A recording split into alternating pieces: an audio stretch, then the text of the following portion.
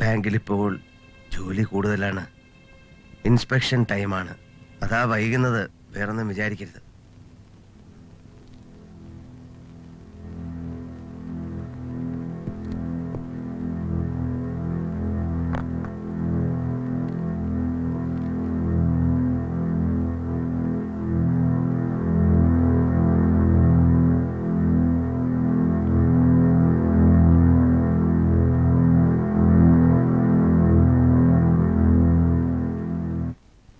എവിടെയായിരുന്നു എന്റെ സിദ്ധാർത്ഥൻ സാറേ? എത്ര ദിവസമായി ഞാൻ അന്വേഷിക്കുക. ഒരു 10-100 തവണയെങ്കിലും വീട്ടിൽ പോയി കാണും. ഫാൻ കറങ്ങുന്നുണ്ട്, ബെല്ലടിച്ച് ആരും കഥ തുറക്കുന്നുമില്ല. രഞ്ജിനി ഇല്ലയോ അവിടെ? ഇവിടെ വന്നപ്പോ സാർ ലീവിലാണെന്ന് പറഞ്ഞു. എവിടെയായിരുന്നു രണ്ടുപേരും കൂടെ ഒരു കറക്കം? രഞ്ജിനിയെ ഡൽഹിയിൽ ഒരു ബ്യൂട്ടീഷ്യൻ കോഴ്സിന് ചേർത്തു, കൊണ്ടുവിടാൻ പോയതാ. അതാ നന്നായി. കടയിൽ വരവ് നിന്നപ്പോഴേ എനിക്ക് തോന്നി. കടയിൽ വരവോ? അത് ഇതുവരെ പറഞ്ഞിട്ടില്ലല്ലേ. വഴക്കിനൊന്നും പോവല്ലേ. സാർ അറിയാതെ നമ്മുടെ വീഡിയോ ഷോപ്പിൽ വന്നിട്ട് എന്നെ സഹായിക്കാറുണ്ടായിരുന്നു. വീട്ടിലിരുന്ന് ബോറടിച്ചിട്ടാ. അവിടെ ജോലി ചെയ്തതിന് കുട്ടി സാഹിബ് കാശ് വല്ലതും കൊടുത്തിരുന്നോ? ഓ, അങ്ങനെ ഒന്നുമില്ല.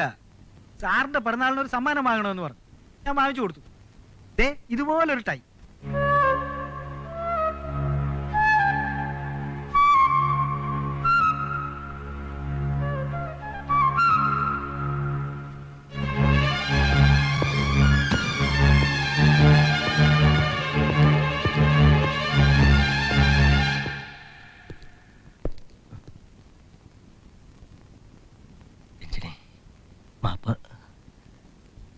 ക്ഷമിച്ചു എന്ന് പറവളെ.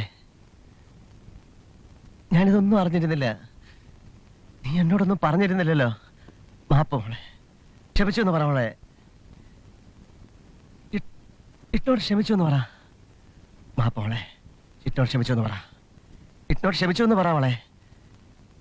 ഇട്ടോട് ക്ഷമിച്ചു എന്ന് പറ.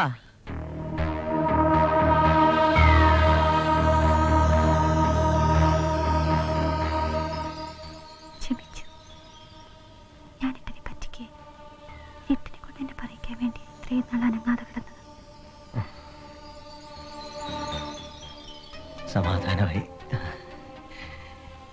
എനിക്കറിയാമായിരുന്നു നീ എന്റേത് മാത്രമാണെന്ന്. നീ ആ മഹേന്ദ്രനോട് സംസാരിക്കുന്നത് പോലും എനിക്കിഷ്ടമല്ലായിരുന്നു. നിന്നോടുള്ള ഇഷ്ടക്കൂടുതൽ കൊണ്ടല്ലേ ഇട്ടം നിന്നെ അടിച്ചത്. ഐ എം സോറി മോളെ. I am sorry. I am sorry. എനിക്ക് മോളെ, എന്നിട്ട് ഡ്രസ്സ് മാറ്. എനിക്ക് നമുക്ക് വീട്ടിൽ പോവാം. ഇനി ഇട്ടനെ അടിക്കത്തേ ഇല്ല. ഡ്രസ്സ് മാറ്, നമുക്ക് വീട്ടിൽ പോവാം. എനിക്ക് ഡോക്ടർ, എന്റെ രഞ്ജനിക്കെല്ലാം ഭേദമായി. Thank you doctor. Thank you very much sister. Thank you. വേഗം ബില്ല് റെഡിയാക്കൂ. ഞാൻ രഞ്ജനിയെ വീട്ടിൽ കൊണ്ടുപോവാ. എനിക്ക് ഞാൻ കുറച്ച് ചായ വാങ്ങിച്ചുകൊണ്ടിരാം. ഇപ്പോൾ ചായ കുടിക്കുള്ളൂ. സിസ്റ്റർ, എളുപ്പം ബില്ല് റെഡിയാക്കണം. ഞാൻ രഞ്ജനിയെ വീട്ടിൽ കൊണ്ടുപോവാണ്. ഓക്കെ.